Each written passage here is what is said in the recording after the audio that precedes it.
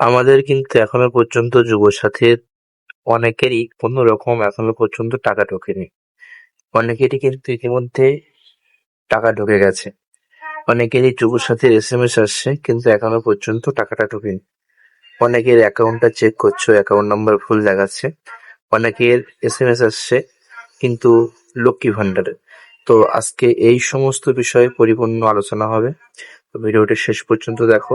তোমাদের যে কটা ডাউট আছে আমি কিন্তু প্রতিটা ডাউট পার্ট টু পার্ট কিন্তু ক্লিয়ার করে দেবো, ঠিক আছে? তো আজকের ভিডিওতে কারা টাকা পাবে না এবং কয়েকটি ভুলের জন্য তোমরা টাকাটা পাচ্ছ না এবং তার সলিউশনটা কি আছে এটা কিন্তু আমি পরিপূর্ণ তোমাদেরকে দেখাবো, ঠিক আছে? তো ভিডিওটি তোমরা পরিপূর্ণ দেখো। তোমরা কিন্তু এই ৬টি ভুলের কারণে কিন্তু তোমরা টাকাটা পাচ্ছ না। তো কারা ভুল করেছো, তো এর সলিউশন কি এবং যাদের এসএমএস এ এরকম সমস্যা হচ্ছে তাদেরকেও কিন্তু আমি সলিউশনটা বলে দেবো, ঠিক আছে? তো চলো শুরু করি। তোমাদের ভুলগুলো কি কি ভুল দেখাচ্ছে, ঠিক আছে?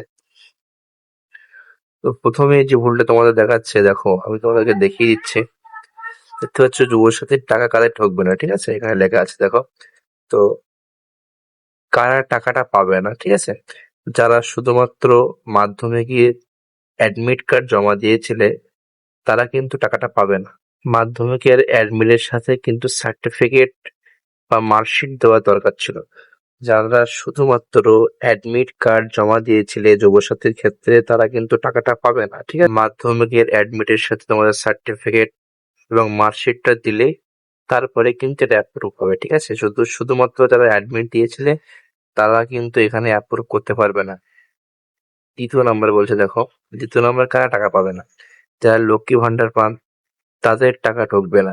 তবে কিছু ক্ষেত্রে ভুলবশত দু একজনের টাকা ঢুকে গেছে, কারণ তথ্য এন্ট্রি হয়েছে শুধুমাত্র, ঠিক আছে? তো যারা লক্ষ্মী ভান্ডার পাও তারা কিন্তু যুবসাথীর টাকা পাবে না, ঠিক আছে? তো লক্ষ্মী ভান্ডার পাওয়ার পরেও কিন্তু অনেকের টাকা ঢুকেছে, তাদের শুধুমাত্র এন্ট্রি হয়েছে, অর্থাৎ এখানে বলতে যাচ্ছি দু একজনের ভুলবশত হয়ে গেছে, ঠিক আছে? তো ৩ নম্বর সংক্রান্ত যে ভুলটা আছে, আমাদের যদি টাকাটা ঢুকছে না, দেখতে পাচ্ছেন আপনার বয়স যদি ২১ বছর না হয় কিংবা ১ থেকে ২ মাস কম থাকে তাহলে কিন্তু আপনি টাকাটা পাবেন না, ঠিক আছে? তো এটা খেয়াল রাখার দরকার। আপনাদের বয়স কত দিয়েছিলেন এবং আধার কার্ডে কত কত ছিল, অর্থাৎ আপনি ফর্মে কত দিয়েছিলেন এবং আধার কার্ডে কত দিয়েছিলেন সেটা কিন্তু যদি ম্যাচ না হয়, অর্থাৎ যদি আপনার বয়স কম হয় কিন্তু দুটো বয়স যদি আপনার ম্যাচিং না হয় সেক্ষেত্রেও কিন্তু আপনি টাকাটা পাবেন না। যদি আপনার বয়স ৪০ বছরের বেশি হয়, আপনার বয়স যদি ৪০ বছরের বেশি হয় তাহলে কিন্তু আপনি টাকা পাবেন না। ৪ নাম্বার একাধিক ফর্ম পূরণ। দেখেন অনেকে কিন্তু ফর্ম অনলাইনে করেছিল, অফলাইনে করেছিল বা অফলাইনে অনেকগুলো ফর্ম করেছিল। তাদের ক্ষেত্রেও কিন্তু একই সমস্যা।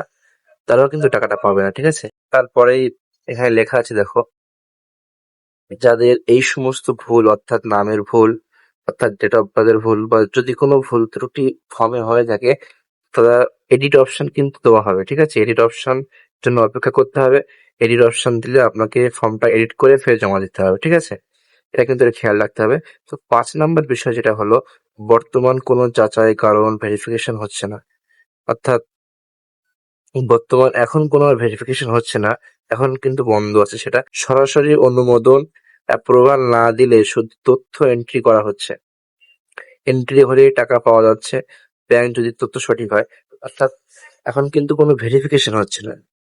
আপনার ব্যাংক যদি তথ্য ঠিক হয় এবং আপনার ব্যাংকের সাথে যদি আপনার date of birth, date of billing যদি থাকে, ফোন নাম্বার লিঙ্ক যদি থেকে থাকে তাহলে কিন্তু অ্যাপ্রুভ হয়ে আপনি টাকাটা পেয়ে যাচ্ছেন, ঠিক আছে? কিন্তু আপনার যদি সেই ক্ষেত্রে আপনার ব্যাংকের নাম ভুল থাকে, অর্থাৎ আপনার ব্যাংকের ফোন নাম্বার লিঙ্ক না থাকে এবং আপনার ডিবিটি লিঙ্ক যদি না থাকে এবং ডেট অফ বার্থ যদি কোনো মিল না পায় সেক্ষেত্রে কিন্তু আপনি ব্যাংকে টাকাটা পাচ্ছেন না। আপনার সমস্ত ডকুমেন্টস জমা দেওয়ার পরেও কিন্তু আপনি টাকাটা পাচ্ছেন না, শুধুমাত্র দু একটা ভুলের কারণে।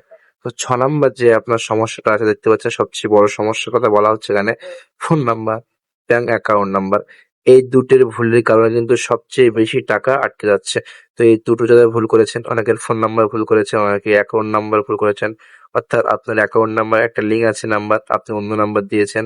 আপনার ফোন নাম্বার যেটা লিঙ্ক আছে আপনার সে অ্যাকাউন্ট নাম্বার দেননি। তো এই ধরনের অনেক কিন্তু ভুল হয়েছে। এই ভুলের কারণে কিন্তু টাকাটা পাচ্ছেন না। তো এই ২ ধরনের ভুলের কারণে কিন্তু সবচেয়ে বেশি টাকাটা এখানেই আটকে যাচ্ছে।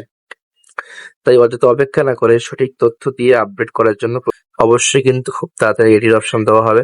তোমাদের যেগুলো ভুল ছিল, ফর্মে যেগুলো ভুল করেছো, তো সেগুলো এডিট করে কিন্তু নেক্সট টাইম তোমরা সাবমিট করতে পারবে তোমাদের ফর্মটা।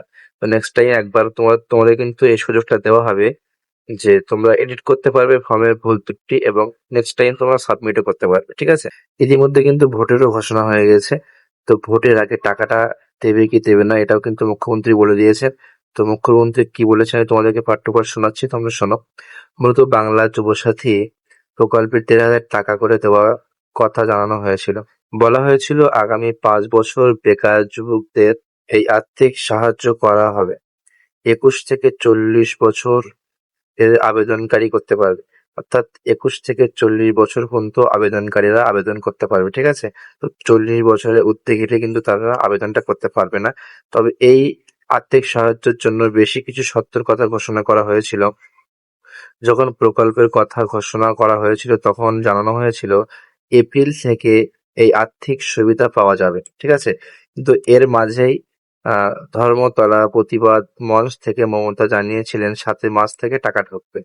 তবে জানা যাচ্ছে মুখ্যমন্ত্রীর নির্দেশ পর অনেকেরই ইতিমধ্যে টাকা ঢুকে গেছে, কিন্তু অনেকেরই কাছে এখনো পর্যন্ত কোনো রকম এসএমএস আসেনি, অ্যাকাউন্টে টাকা এখনো পর্যন্ত ঢোকেনি।